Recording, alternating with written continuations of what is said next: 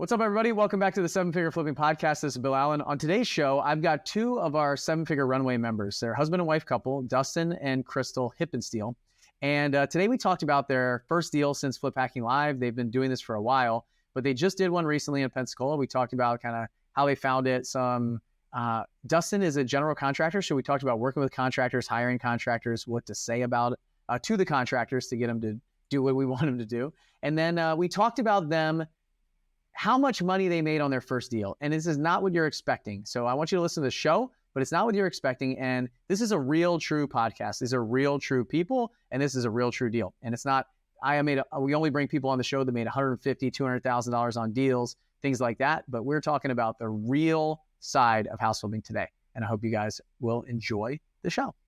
My name is Bill Allen, and I'm the leader of a group of elite house flippers and wholesalers called Seven Figure Flipping. We don't brag or show off our success, but instead let integrity and stewardship be our guide. We are dedicated to helping people unlock the freedom they desperately need.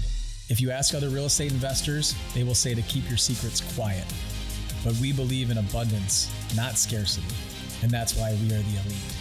We are Seven Figure Flipping, and this podcast is our playbook. All right, everyone, I've got a amazing show for you guys today. I'm really excited. I've got some guests here with me. So some folks that came to Flip Hacking Live last October and have been doing making some moves since then. So we're going to talk about the deal they just did. We're going to talk about some of those kind of things of what they've got going on. They're in our Seven Figure Runway program. So but they've been doing this for a while. So I'm interested to learn more right alongside of you as you listen to this. Today, I've got Dustin and Crystal Hippensteel. What's up, guys? How are you? Good. How are you doing?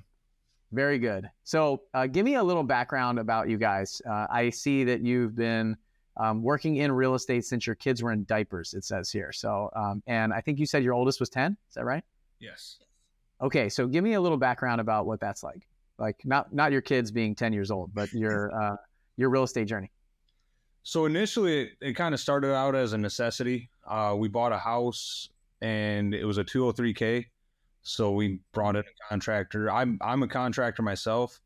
So after we got... Can you tell everybody what that is? There's probably a lot of people listening who don't know what a 203K loan is. So the 203K is a loan set up through a bank where money is allocated to fix the property. And you have to meet certain guidelines for the property to actually obtain the 203K itself. And with ours, the house didn't even have a front door. There was a lot of electrical damage and drywall damage inside. So we were able to buy the house and have it qualify for a mortgage because of the 203K.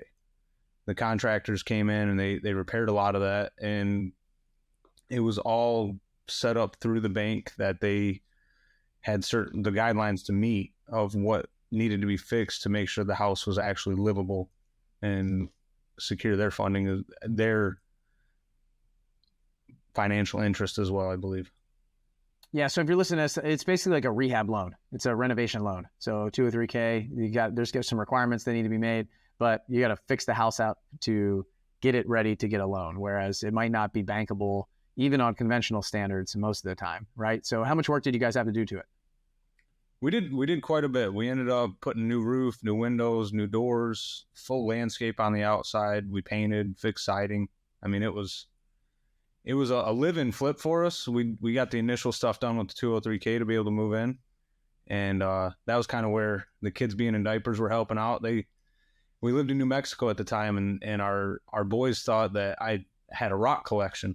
Everything out there is xeriscaped. So on the weekends, I would go get rocks every weekend, and they'd come out and help throw them around. And they said, Dad just loves rocks. They thought for the longest time. So if you've been to Arizona or New Mexico, places like that, even Vegas, there's really like grass doesn't grow really well there. So it's just like all rocks everywhere, isn't it? Like dust and rocks. Yes. So what happened after that? You guys moved from New Mexico somewhere else? We actually bought another house in New Mexico and flipped that one. Then I was working in Santa Fe at the prison out there at the time.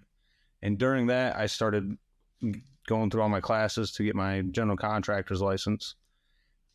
And we leaped into being a GC and moved to Michigan and started doing that whole thing. And we kind of bridged from the construction into real estate. And that's kind of where we're at now. We moved from Michigan down to Florida, Pensacola, and we bought 4 properties in the first 4 months we were here.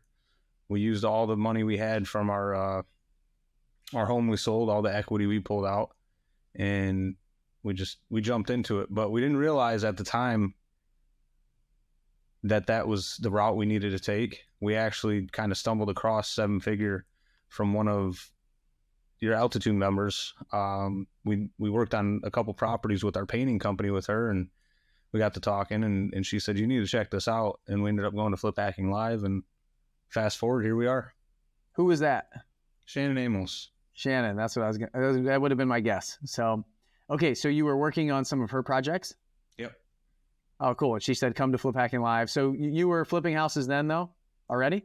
Yep. We've done about 2 years since we moved here. Okay. And how did they go? It went pretty well. The first one we bought, it was sight unseen. It was something we potentially were going to move into. Didn't end up being that way, thankfully. And we took some time working on that outside of our other projects. So it honestly, it probably took us about 7 months to get it up to par, just because we weren't spending a lot of time there. And we made some money on that, reinvested it.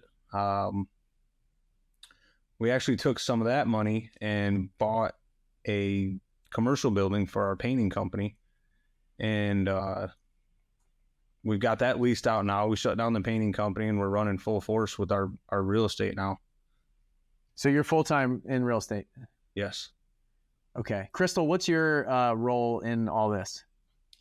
So my role so far has been trying to get leads. I've been driving for dollars, sending out handwritten letters to a lot of people. I've been trying to nurture relationships with wholesalers in the area, which has worked out to my benefit. I've got one who's been sending me all kinds of leads, which is good. And just trying to set up our systems. Like I said, we've been flipping for a while, but never like as a business, more as like a side hustle or a hobby. And then after going to Flip Hacking Live and seeing like how much having processes and systems helps make things like a lot more profitable and more enjoyable. Like I've been working on all that. Got it. Nice. What would you recommend? So you're out there like working with wholesalers. You got one sending you a ton of leads. Like what are some tips that you would give to some people out there that might not have a lot of money and they want to do more networking and work with wholesalers and stuff like that? Like how have you done that? And what are some lessons that you learned, and maybe some tips that you could give that would skip a lot of like pain for some of the other folks out there? What networking, just like that, reaching out to people, just saying, hey, this is who I am. This is what I'm doing. Even if you don't have a lot of experience, like just do it. Imperfect action is better than no action, right? Where? Facebook, Instagram. I found a couple of people through Instagram that are doing wholesaling. Mainly Facebook though. Going into different groups, joining all of the groups that you can find that even look remotely interesting or like what you're looking for. I went through all kinds of Florida Facebook groups, Pensacola, Escambia County, Santa Rosa County, just putting posts in the groups. Hey, I am a flipper. This is what I'm looking for. Looking to make relationships with wholesalers, and then put your email, my phone number in there. And eventually I get people just sending me messages, and then we'll talk back and forth, tell them what we're looking for, become kind of friendly. And then all of a sudden they're sending you things. Nice. So do you care that they're sending you garbage? Like, are you cutting them off? Are you deleting their emails, not talking to them again? Or like, what would you recommend? So if it really is garbage, or you're just not getting anywhere with them, I do tend to just cut these people off and like not to give them the time of day. Or if I notice that a lot of their deals are like listed on Zillow and stuff, and you're not really sure who's involved, I kind of shy away from that kind of thing. If I'm getting leads and they're not spot on to what I want, either I'll be like, hey, thank you so much for sending me this, but I'm looking more for, I need a garage, or I'm looking for 3-bedroom when you're sending me 2-bedroom. Thank you so much for that time, but this is what I'm looking for. And if it doesn't change or anything, I'd cut them people off too. Okay. Got it. Dustin, I got a question for you. you got a general contracting background. So would you recommend that somebody gets their general contractor license if they're getting into real estate? Definitely not a requirement. It can help you along the way, but I personally, I believe just building those relationships will help you the longest, because you may end up putting yourself in a situation where you're trying to run a construction company instead of a real estate company. The general contractor license gives us an upper hand because I've built houses and I've worked with a lot of crews myself. So the project management side and going into a home and seeing what's wrong and being able to come up with an accurate ARV is probably a lot easier for me than some folks starting out. Definitely not a requirement though. I mean, it will help you, but it may complicate things too if you're trying to do too many things at once. So when you got that license, did you start like working on your own houses? Were you running the crews and were you the GC on all those houses that you did? We weren't. So the houses we were doing were technically live-in flips. I was doing pretty much all the work by myself, and then we would go out and work on customer homes and then process. So I got extra material and things like that we would use in our homes. And if we had downtime, I would put my guys to work on our personal home as well. We really didn't jump into having secondary properties until we moved to Florida. And then I would just basically have my guys go over, and if I knew that they were well-rounded within a certain aspect like carpentry, or if they're really good at painting, like, hey, do you want to work this weekend? I've got this available now. And I'd give them a scope of work, set the expectation, and if needed, I would always be over there getting my hands dirty right along with them. And I think that helped us a lot earn respect and move things forward. Do you feel like some of that stuff slowed you down a little bit? Like the fact that you knew more than somebody else, so like you knew how to do things and stuff like that? 100%. It slowed me down. I was actually just talking to another 7F member about this today. He's a contractor as well. And when you enjoy the craft and you take pride in what you do, you can get caught up on a lot of the small details that may not actually matter, especially when flipping a home. We don't always deal with the higher end homes, and we can get caught up and spend hours fixing something that doesn't necessarily add to the ARV. Yeah, I see the same thing with realtors a lot. So people ask me, should I get my real estate license? So that's kind of why I asked you that, because I've never really asked somebody about the GC license. I know a couple people that have done it since they started flipping houses, and they wanted to kind of, I don't know why they got it, but inside of that, usually what it does is it, like, if we know too much, it really can slow us down. Like I wanted to learn everything that I could about construction. I wanted to be able to, I remember saying when I got started, I want to do everything first before I hire it out. And this is a huge mistake for me. Like it slowed me down massively, like years. Massive opportunity cost, slowed me down years. And those were great years of buying around that time. Like I wish I was doing dozens and dozens of flips around that time. And so I think it was a big mistake for me. And then I've seen other people who have no idea what they're doing at all, can't screw on a light bulb, that have run bigger and better businesses than me in construction. So, but they understood marketing, they understood sales, they understood some of the operational side of things. They just didn't necessarily understand exactly how the widget worked. So, okay, what do you guys got going on now? So you came to Flip Hacking Live, and then you went full-time in your real estate business. And what's it been like since then? So since Flip Hacking Live, Crystal kicked butt and started our new business, Porvita Property Group. And she built our website. She got all the branding and stuff squared away, so we have a good foundation. I finished up all of our projects with our painting company, and we shut that down. We recently found a lead. So where we're at now is we have one property that we're working on as a flip. We finished one. We completed and sold one about 30 days ago. And how much money did you make on that? Not a dime. Not a dime. Okay, let's talk about that.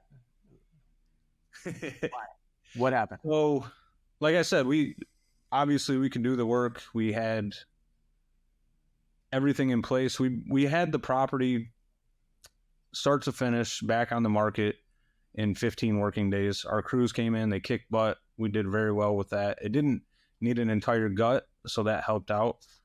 But we did a ton of yard work on it, new paint, new doors, new flooring, electrical updates. What held us up is we still were kind of had our old mindset with it, where we can just do this and it'll go. And we used a hard money lender, and that was foreign to us. So we had a lot more holding costs we didn't necessarily account for. We probably should have bought the property at a lower cost. We were just excited and ready to go. And sometimes you got to make that leap. And part of business is just having the faith in yourself and taking that bet on yourself. So more money costs. Did the market affect you at all? Yes. Okay, so the shift in the market where these houses weren't just flying off the shelf. So you were doing more of a cosmetic flip, it sounds like. The market changed a little bit and kind of stuck you there. Did you have to do some price reductions? What did you have to do to sell it? I think we ended up doing staging, and we did a price reduction on it. So price reduction, now you're paying for staging that you weren't planning on doing in the beginning. You got some higher fixed cost of hard money and things like that kind of ate up some of your profit. Yes. That sound about right? Exactly.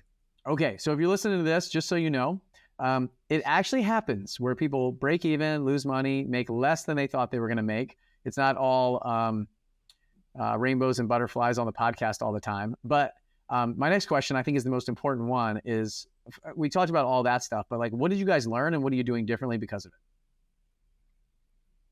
Where to start? I mean, we learned so much from that. It was an awesome experience. If you take the money out of it, I mean, our systems are a lot better now. We gained a lot of subcontractors. We built a lot of relationships through this.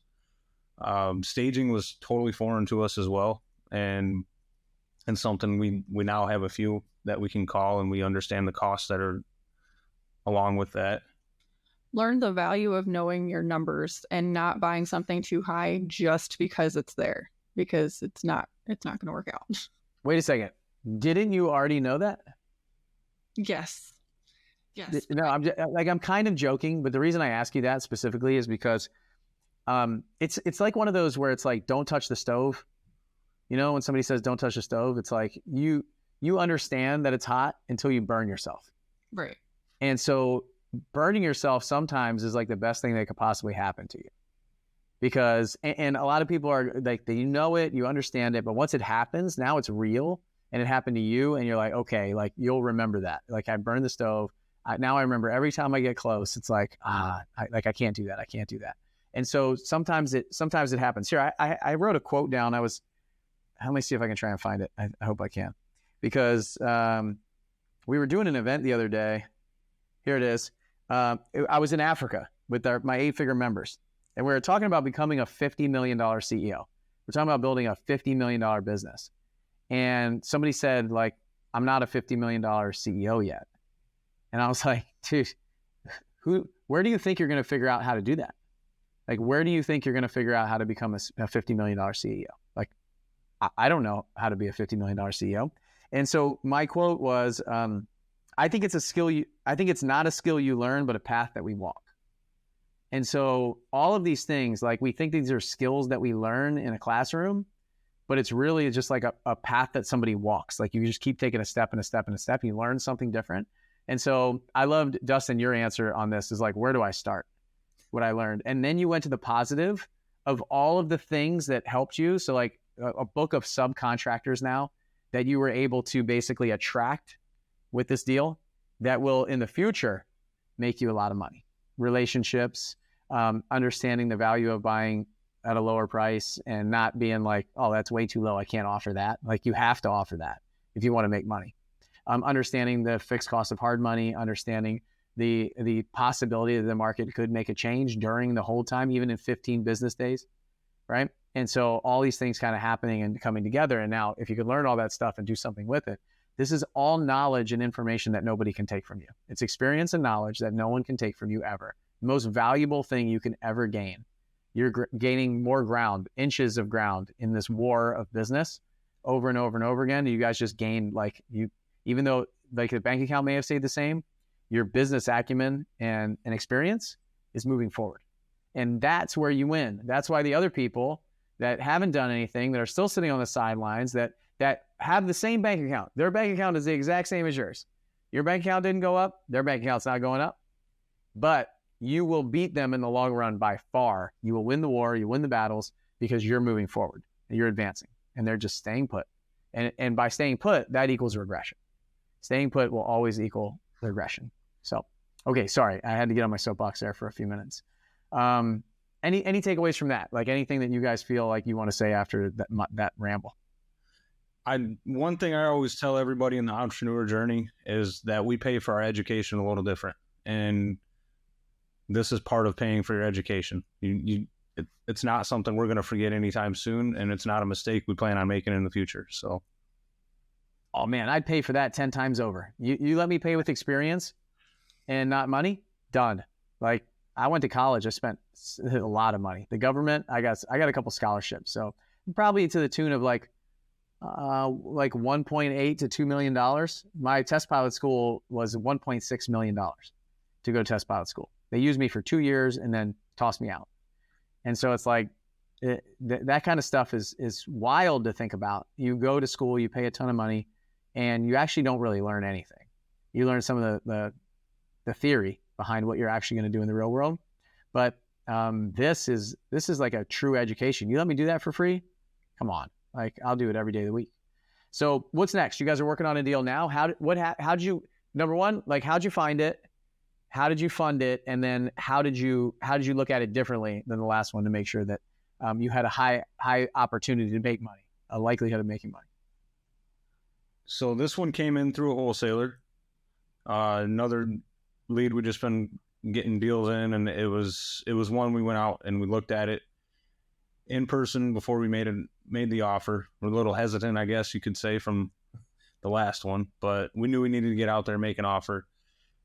We really worked our numbers over on this one, and they wanted about 20 grand more than we offered, and we ended up meeting closer to our number. And it works out for us. We're moving along with the project fairly well. Our guys are over there as we speak doing drywall work and getting it prepped up for paint.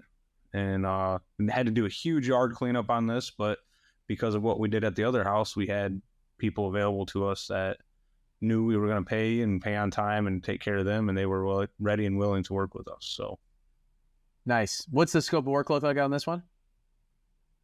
This one is going to be interior paint, exterior paint. We've got a couple doors to repair. Hardwood floors we're going to resurface. We got to build a deck out front. We had to put a new roof on the house. It was in really bad shape. And new hot water heater. Nothing too evasive on this. We're not moving walls. We're not doing anything like that. The home itself has good bones and it's in fairly good shape. I think the last time it was updated was about 10 years ago. So some of the stuff we're able to still keep. Okay. Where is it? Perdido Key. Oh, nice. Okay. That's a cool area. That's a really beautiful. If you're not from Pensacola, that's like just a little bit west of downtown Pensacola. There's the Navy base there, a little bit west of that, really like on the way to Alabama. It's like right before you hit Alabama. So really nice. Okay. Well, how'd you fund it? Our own money. Used your own money. Use your own money to buy it, your own money to rehab it? We used a hard money lender. Oh yeah. I mean, okay. So you funded it with hard money lender. Same one as last time? Yes. So you guys you knew the numbers this time though. You could build it in and plan for it. Yes. And then what, you're using your money for the rehab or something like that? Yeah. We used our money to fund the mortgage on it through the hard money lender. Got it. Okay. So the hard money lender, if you guys are listening, hard money lenders, there's usually like points and interest. There's some junk fees, like appraisal fees and upfront fees and stuff like that. So they'll fund the majority of it. There's like There might be a down payment depending on your experience. So you might have to pay like 10% of the purchase costs. You might have to pre-fund some of the rehab, and then they do draws on the back end of the rehab costs. And then there's a monthly interest-only payment every single month that you have to pay. So if you can't just like, even if it's 100% financing, it's not really absolutely 100%. You're always going to have some gap funds. You're going to have some account that has some money to make the monthly payments on the interest, some of the money that pre-funds some of the work, unless you can get like net 30 or net 60 terms from some of your contractors. But it's pretty rare that a contractor is going to front material money. They might front a little bit of the labor money, but definitely it's pretty rare that I'll have them front material money. And if they are, they're probably ripping somebody off from a previous job to move it over to this job and walking away from that job, and they're likely to do the same thing to you. So just be careful. I think a lot of times we want to like rake the contractors over the coals. However, if you take care of them, they'll take care of you. So I think it's and they need to get paid and you need to get paid. So they're on the other side of the equation. You're like, oh, these contractors have ripped me off so many times. But they could be saying the same thing. Like, these flippers never pay. They're ripping me off. They don't ever have any money. And so and let me ask you that, Dustin. Like, you were a contractor. You had a painting company.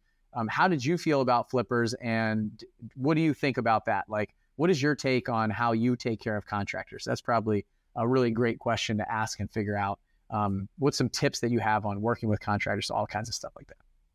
100%. I think communication is key and expectations are key. There's a lot of misunderstanding on quality of work or what may go into a job. If you can find a contractor that obviously cares about what he does and he can walk you through a property and tell you how the steps and everything, start building that relationship that way of how they will repair the project and go that way with it. I'm kind of brain farting a little bit. I've got a lot to throw at you, so I don't want to go too far with it. Give me a lot. The people, look, working with contractors and finding contractors is one of the biggest questions that I get. It's always the problem that people say, like, how do I find a good contractor? How do I work with my contractors? Like, should I pay them up front? What should I get them to sign? Why won't they give me their EIN? Like, you name it. Like, it's just working with contractors seems to be like some of the biggest problems. And you were probably on the other side of that with your painting company. So like, what do you like to see when working with a flipper? So when we worked with a flipper, I had our business set up that we would take a 50% deposit, and we had our business was set up. You could find us everywhere. And we're very transparent with that. We wanted to be able to be seen. And I think that helped us grow that part of our business, and as well build better relationships and more trust within those.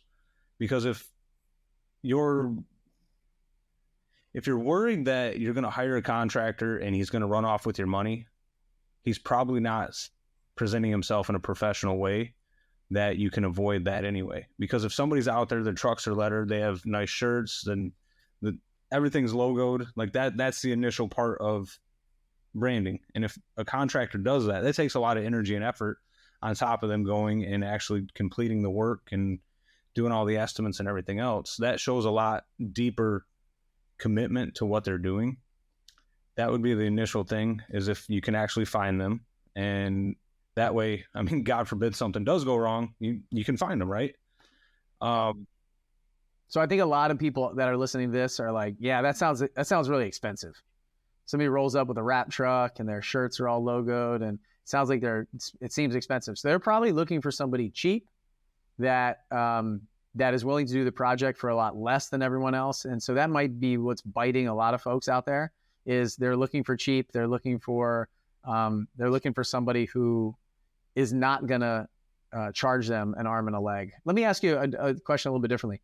Where do you find your contractors now, and what tips could you give for some of the folks that are out looking for contractors and subcontractors right now? So mine is just being on job sites. A lot of my guys, because of the business I built, they were able to find me. Maybe I hired them and they worked with me for a little bit, or I met them at a job site and just said, hey, how are you doing? What kind of work do you do? And I'll do that now, where if I see somebody working on a house, I'll pull off to the side of the road and hop out and go introduce myself. So we would find a lot of guys on job sites just because we were working there. And in that realm of a job, you can see if people are very good at what they're doing, if they're clean and tidy, if they are dressed well and they carry themselves well. That usually carries into their work and how they actually do the job that they're hired to do. If the guy looks like a bum and his truck's messed up, I mean, chances are his job site's going to be treated the same way and your home's going to be treated the same way. And there's nothing wrong with stopping. If you see somebody working on a house, I would do this all the time where I'd jump out of the truck, I'd go introduce myself, ask them what kind of work they do, ask them if they had a card, and kind of get a feel for them that way. A lot of it is in the trade you'll find a lot of misfits. So you got to be able to kind of weed through them as a business owner in real estate, where you can talk with them. Maybe I've actually told somebody else this, like, look at it just like an interview on how you would hire someone within your own business.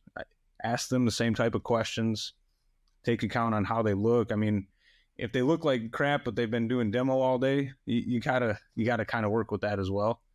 But the big thing is just have an open mind to it. Finding these people, go to Sherwin-Williams if you need a new painter. Talk to those guys. They get to see who the good ones are. They get a huge feedback from the customer base on who's a good painter, who's a bad painter. Home Depot's Pro Desk and Lowe's Pro Desk, those are great places to find other contractors. There's a lot of local Facebook groups where you can find out if, just by putting in a name and finding if that person has maybe backstabbed somebody or they have left a job site or did bad work, and do your research. Your contractor is going to be your lifeline to your projects. And if you can find a good one and take good care of them and not just worry about the money of it, of paying them the least amount possible, then you'll be more successful in the long run. I agree. Like, as investors, we can't pay necessarily retail prices on everything. But if we can figure out a way to come to a common ground and talk with a lot of the contractors and say, hey, if I am able to provide you continuous work and I've got a bathroom that needs to be done, can you give me a price point on this so I can make sure that I meet my budget? And a lot of guys are real reasonable with that. We all understand it. It's just part of the process of actually being able to keep that open line of communication and talk with someone. That's the biggest point. And they're people too. I mean, contractors are people, real estate investors are people. And I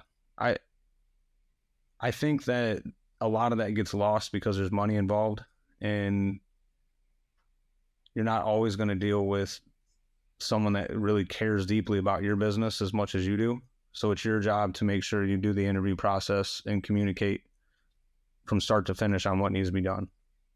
I think that's great advice.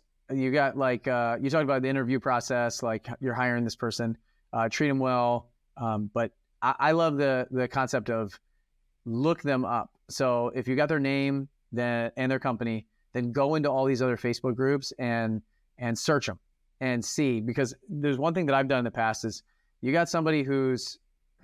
had somebody who's like marketing something. They were like a handyman. And I went in there and I just searched this I Heart Spring Hill group. So I live in Spring Hill, Tennessee, and there's 40,000 people in this group. And you can see all the posts that this person has made in there. And it took me 5 minutes to find the 25 posts this guy made, bashing every other company, talking about, and just the comments that they made, just treating everybody else like crap. I was like, this is ridiculous. This is not somebody I want to work with. This is not the character of somebody that I want to work with. And so it was very easy for me to disqualify that person. And you mentioned it perfectly. This is you should treat it like one of your partners or one of your employees, like somebody who comes in and is going to work with you, because they are. If you're a flipper and you're like, I don't want any employees. Well, if you've got contractors, everybody that you work with, your title company, your lender, the workers, right? Instead of using the contractor term, they're all contractors. They're all people that work with you. They'll make or break your business. based on their performance. So you want to pick them wisely. You work so hard to get that deal. You work so hard to raise the money. You work so hard, and then it can all fall apart. The operational side of your business is so, so important. Crystal, I got a question for you as we wrap up. What you guys are coming out to Tennessee. You're going to come up here to Spring Hill with your kids. You got 3 boys. We're doing a financial workshop, like a financial event on the first day and real estate on the second day. So Thursday and Friday of this week. What do you want your kids to learn at that event? I'm hoping, aside from just being around other kids and other like business people, because like we've moved across the country, we don't have a lot of family or like a strong network where we are. So just to have them like around other people who are doing similar things that we're doing is pretty interesting in itself. But I'm hoping they learn more or less, like, don't be afraid to ask questions. Like, don't be afraid to look silly or feel a little silly just trying something new. Like, it's totally okay. The worst thing that's ever going to happen is someone might laugh at you and they're probably not doing the things that you're doing, and that's totally okay. Just giving them that confidence to explore some other stuff too. And money, like, they need to learn about money. They don't get taught that in school. So hopefully they learn a little something about maybe managing their money while they're there. I love it. How old are they, for everybody that's listening? They're 10, 9, and 7, and they're already entrepreneurs. They have a snack stand that they set up in front of our house every weekend, and they sell snacks to the neighbors. What kind of snacks? Just packaged stuff like Oreos, Teddy Grahams, drinks, water. Are they planning on bringing their snack stand to my office? They've thought about it. So do they want to come? Like, Are they excited about coming? They're very excited. Oh, that's cool. My son just turned 9 yesterday. So yesterday was his birthday, turned 9. I feel like I'm going to be dragging him a little bit, kicking and screaming on the way in. But once he gets here, I know that he's going to have a great time. It seems like everything right now at that age has been a challenge for me. Like, doesn't matter if it's Cub Scouts, soccer, church, whatever does not include playing with his friends is like, he doesn't want to do it until he gets there, and then he has the best time. And at the end, I'm like, hey, buddy, you want to do that again next week? He's like, yeah, absolutely. And then next week, same thing, kicking and screaming. What's that? Our kids are the same way right now. They're at that age where they're very independent and want to do things their way. But if they're having fun, all of a sudden it's fine. All right. So we'll make it fun. We'll make sure that they have a great time. And if you listen to this, it's probably will come out after the event. So we're going to have a great time this week. I know that. And hopefully that we have some opportunities for you to do something like this with you and your kids in the future. If you are listening to this before June 8th and 9th, you can go to sevenfigureflipping.com/kids, and we'll probably make that same site if we do something again in the future. So if you listen to this in the future, go check that out, sevenfigureflipping.com/kids. And I'm really excited about this. I want to, I don't know, I have some ideas of where I want to take it, but we'll see how this first one goes. We have like a couple hundred people coming here. It's going to be a lot of fun. We're doing it in my office. We're facilitating 4 different age groups. And then we're going to go out to my farm to have some fun. Make sure they bring bathing suits. Make sure you guys all bring bathing suits. We got some cool stuff planned at the farm. And I'm excited for it. Any last things you guys want to say before we wrap up? Anything that we missed, or some things that you're like, man, I was really hoping Bill would ask me this, and I know that the people need to hear it. My only thing would be, so I'm getting over a lot of my own like self-limiting beliefs, which is like, who the heck am I to do any of this stuff and to talk about it nonetheless, right?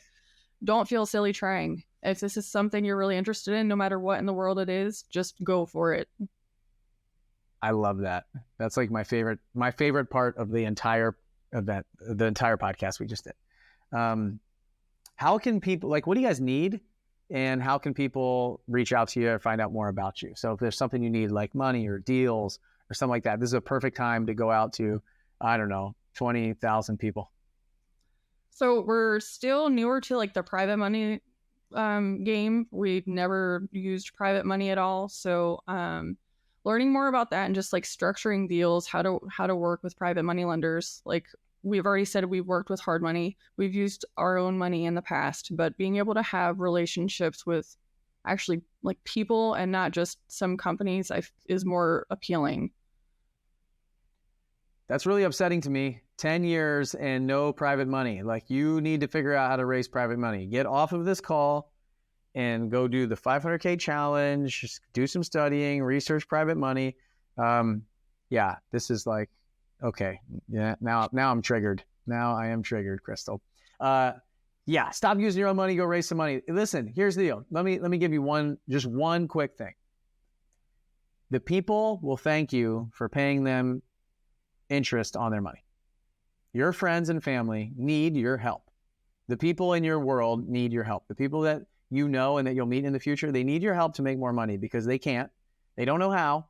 They're putting it in the hands of Wall Street and all these other idiots out there. And you can make them a much better return than them. And you're more trustworthy. You're more reliable. You're more steady. You're more everything than them. So stop letting Wall Street steal people's money and let them make expense ratios and management fees and all this other crap that they build in there to just take their money down as it goes down, and go help them. So you have a fiduciary duty to your people out there to go help them make more money. And if you're not doing that, man, like just the joy of somebody thanking you for getting them involved in this investment, doubling their money in a few years, the kind of things that I've been able to do, it's just magical. Like you'll never go back once you get a taste. So, yeah, we'll talk about that over the 2 days to the kids, but you'll be listening in, Mom. So we'll get you to, your kids will be like, Mom, we need to get some other people's money to invest in our snack stand. We need to 10x our snack stand. So we need to buy more snacks. To buy more snacks, we need more money. We need an investor. So, what about you, Dustin? Man, I'm just trying to absorb everything. This has been an awesome experience. One thing that we set out at the end of last year to do was build our network, meet more people, get out and talk with more people, and 7F has given us that opportunity. And we've really enjoyed everything we've been learning, the experience it's offered us. What you and your crew is doing it's amazing. It's totally changed the way we are looking at our businesses, at our life, at our future. And I appreciate it. So thank you. Yeah. Yeah. How can people get, what's that, Crystal? Your life. Oh, I love to hear that. It's like my favorite thing to hear. And I love doing it because it changed my life. Like it truly, absolutely changed my life. Like I was a paying customer for years and years and years before I became a coach and the COO, and it changed everything. So of course I want to give it back. Like this business, real estate, and building an actual business. The interesting is like building a business is, real estate's just the thing. Like building a business is like, that's it. And that changes everything. You can do whatever you want. Like it does, like you had a painting business, you're doing real estate now, you can do whatever you want forever. Like nobody can take that from you. So I love it. How can people get a hold of you? Like what's the best place? Like find you on Facebook, send you an email, like website, what? So find us on Facebook. I mean, call me personally. I got my cell phone number. You can give it out if you want. Yeah, 810-730-2136 is me personally. So if anybody has questions or is feeling silly about something, text me. I will give you the confidence. Nice. So there you go. You got our number. Private money. You got deals in Pensacola. Any specific areas that you want to look for?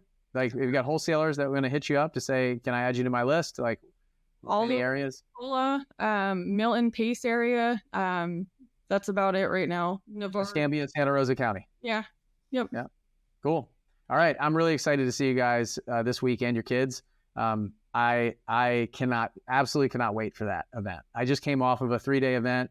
I usually sleep for like 2 or 3 days, and I'm back in the office today just getting after it because of that kid's event. So I'm excited for it. I can't wait to see the smile on the kids' faces, the confusion, and just seeing some breakthroughs happen. And hopefully they come. I've got a pretty cool plan for the Thursday at my farm, the transition from the first day into the farm, and hopefully some mindset shifts that happen inside the kids right there. So, and we'll be able to prove it at the farm. So it'll be fun to see if they listen, pay attention, and change a little bit. So, all right, guys, thanks for coming on the show. I had a good time. And everybody that's listening, if you guys are interested in learning more about what we do in our 7-Figure Runway program that we've been talking about, you can go to 7figurerunway.com. So the number 7figurerunway.com, and fill out an application. It takes like 2 minutes, literally 2 minutes. And it's not a scammy sales call and stuff like that is going to trick you into buying something. It really is just a consultation to see where you're at and how we can best serve you, whether that's in the Runway program or some of our free stuff. Just keep listening to podcasts, YouTube channel, stuff like that. So Thanks, everyone, and we'll see you on the next show. Bye.